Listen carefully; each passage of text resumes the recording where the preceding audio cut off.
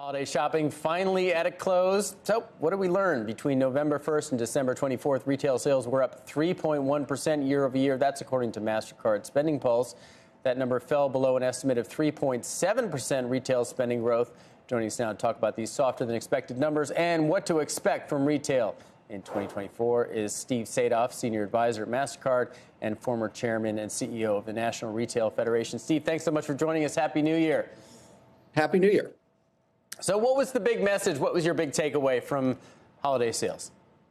I think that it was a solid holiday season, and it was the first time that we're what I would call back to the pre-pandemic normalized types of behavior.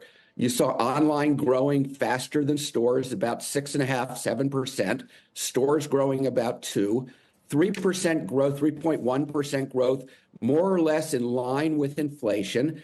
And the supply chains weren't broken. It was a promotional season, and it was what I would call a normalized promotional period. So it wasn't deep discounting. It was normal promotions. The next step, we'll be seeing what the margins looked like, but I think it was going to be probably a healthy margin season for the retailers.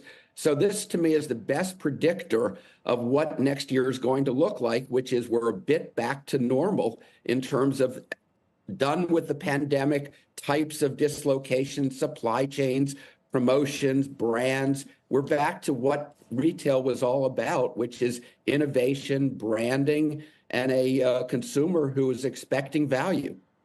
Yeah, one of the trends we saw leading up to holiday sales was that the more discretionary the items and the more expensive the items, the less consumers wanted them. What did we see this holiday season with regard to really the discretionary stuff, electronics, jewelry, some of the, non-essentials or even non-gift friendly products? I think you're right. These were the categories that didn't fare as well. You saw jewelry down a couple percent, electronics essentially flat.